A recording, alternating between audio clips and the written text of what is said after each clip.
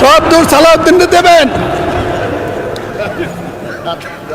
মোহধারী দেখলে দুলাভাই মনে করার কোনো কারণ নাই।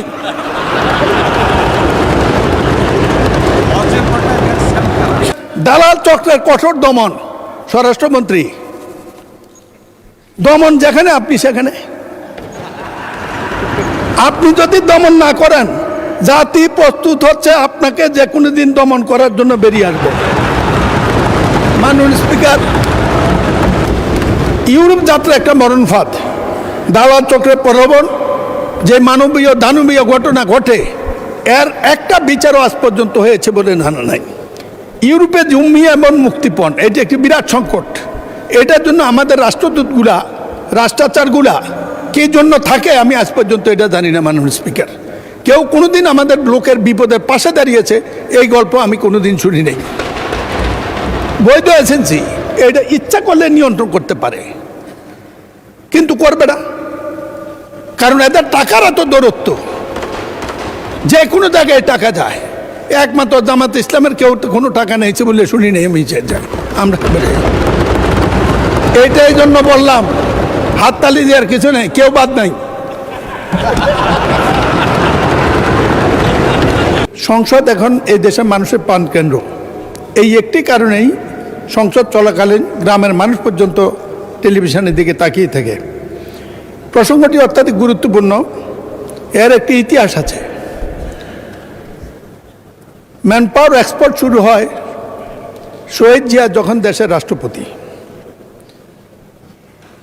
ইরাক কুয়েত যুদ্ধের সময় আল-কুদসের সদস্য হিসেবে শহীদ জিয়া যখন মধ্যপ্রাচ্যের মধ্যস্থতা নিয়োজিত, সৌদি আরব, মিশর, তার চেয়ে যখন শহীদ জিয়া জনপ্রিয়, সেই যুগে শহীদ জিয়া সৌদি আরব থেকে মধ্যপ্রাচ্যে এই শ্রমশক্তি রপ্তানির ব্যবস্থা করেন, মন্ত্রণালয় করেন। শ্রম মন্ত্রণালয় ছিল।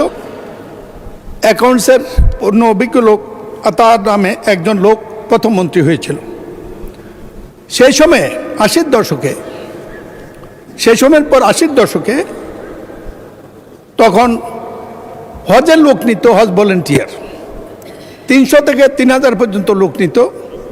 তাদের যে সৌদি আরব ঠিক করেছিল মাত্র 5000 টাকা, বিমান টিকিটও তারা দিত। কিন্তু এই দেশে ম্যান পাওয়ার, আদম ব্যবসায়ী দানবরা এই প্রত্যেক থেকে 1.5 থেকে 2 লাখ টাকা নিত। 3 মাসের ভিসার জায়গায় তাদেরকে ওখানে ফেলে দিয়ে চলে আসতো। এর অন্যতম উদ্যোক্তা বরকতুল্লাহ বলে আমাদের বরকত ভাই নাম বলেছেন, লোটাস কামাল, তিনি আমার প্রতিদ্বন্দ্বী, তার নামটা আমি বলতে চাই না, গীবত হবে কিনা জানি না। তাকে এনে জিজ্ঞেস করলে জানা যাবে কত ক্রাইম এক্ষেত্রে করেছে। তাদের এই সৃষ্ট মানব সংকটে দানবদের ভূমিকার কারণে আজকে ম্যান পাওয়ারের এত প্রশ্নগুলো এসেছে। অনেক সমাধানের প্রস্তাব অনেক, কোনো সমাধানের প্রস্তাব নাই। আমি শুধু বলবো, সংক্ষেপে লিখে নিয়ে এসেছি, কয়েকটা প্রস্তাব দেব।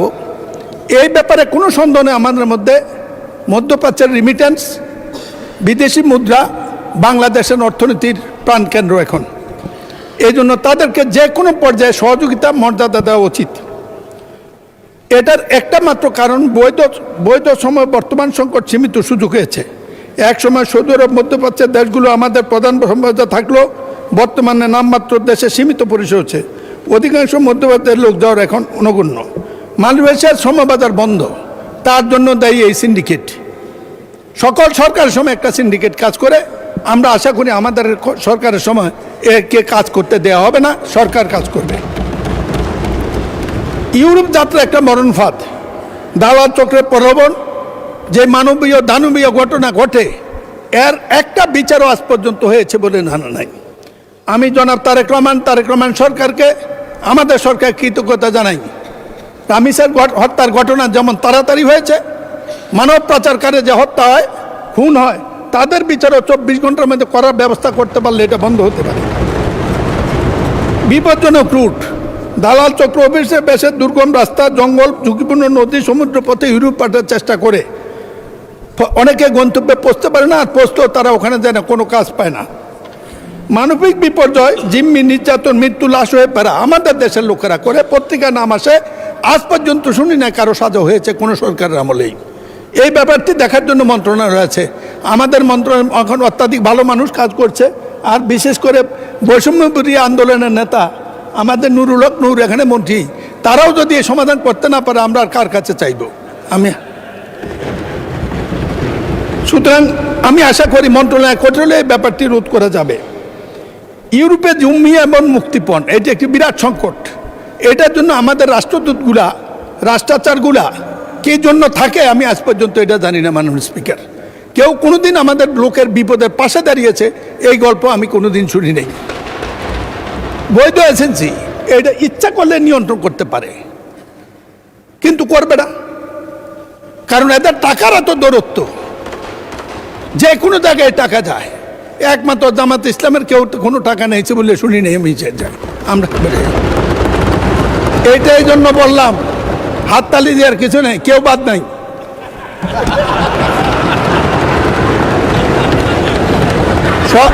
সব দূর সালাউদ্দিনকে দেবেন। মোহধারী দেখলে দুলাভাই মনে করার কোনো কারণ নাই।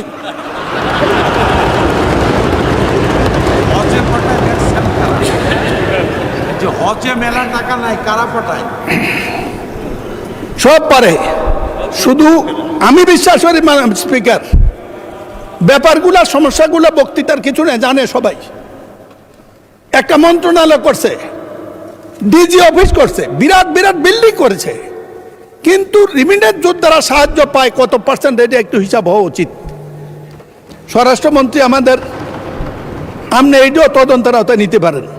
বাদ তো কিছু দেন নাই, এটা একটু ধরেন।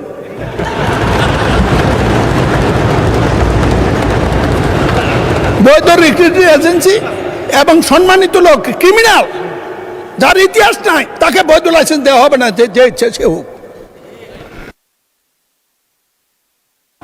মাননীয় সদস্য 1 মিনিটে কনক্লুড করেন। মাননীয় স্পিকার, একই তো কথা শুরু করলাম মাত্র, আপনি দিলেন বন্ধ করে। আচ্ছা 2 মিনিট, যাই হোক, আচ্ছা 2 মিনিটে কনক্লুড করেন। আমাদের প্রধানমন্ত্রী মালয়েশিয়া যাচ্ছেন, এটা মানুষকে ভোটের চেয়ে বেশি আশাবাদী করেছে। মালয়েশিয়ার সাথে আমাদের সমস্যা, যে সমস্যাগুলো বিদ্যুৎ সরকার এবং ম্যানপাওয়ার নিড করেছে, এটা সমাধান হইলে এরপরে প্রধানমন্ত্রীকে প্রস্তাব করবো অবিলম্বে আপনি সৌদি আরবে যান, এই দরজা খুলে দেন। আমাদের দেশ চালানোর জন্য প্রয়োজনীয় ডলারের জন্য বা বৈদেশিক মুদ্রার জন্য তারাই যথেষ্ট। মাননীয় স্পিকার, আমি সব কথাগুলো লিখিত আকারে মন্ত্রীর কাছে দিয়ে দেব। আপনি কঠিন মানুষ, বন্ধ করে দেবেন জানি। বন্ধ শ্রমিক বাজার উদ্ধার করার কোনো বিকল্প নেই, জোরদার কূটনৈতিক তৎপরতা। মাননীয় স্পিকার, ফরেন সার্ভিসের সবচেয়ে গুরুত্ব হলো ডিপ্লোম্যাটরা ওখানে করেটা কি, তাদেরকে একদিন সংসদে আনেন, আমরা একদিন শুনি, আমি অভিযোগ করব, জবাব দেখ।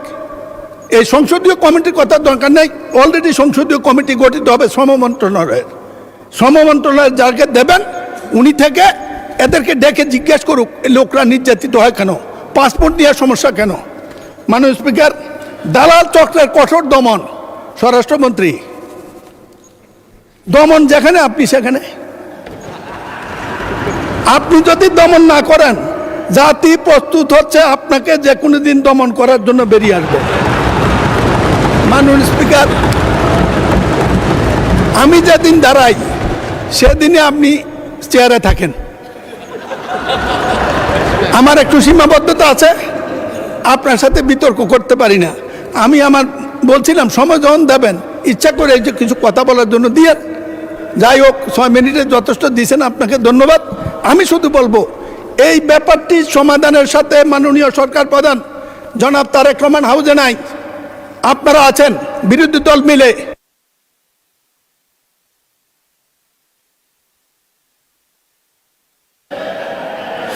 আর 1 মিনিট। যদি আমাদের ইজ্জত, 24-এর ইজ্জত, মুক্তিযুদ্ধের ইজ্জত, দেশের ইজ্জত, বিদেশি ডলার ইনকামকারীদের ইজ্জত, এই রিমাইন্ডার যোদ্ধাদের ইজ্জত, জাতির ইজ্জত রক্ষা করতে চান, একটি কাজে করেন, যে কোনো কারণে হোক এদের উপর নির্যাতনকারী ম্যানপাওয়ার ব্যবসায়ী এবং বিদেশি দালাল তাদের বিরুদ্ধে কঠোর ব্যবস্থা নেন, তাদের মুক্ত করে দেন। ধন্যবাদ মাননীয় স্পিকার।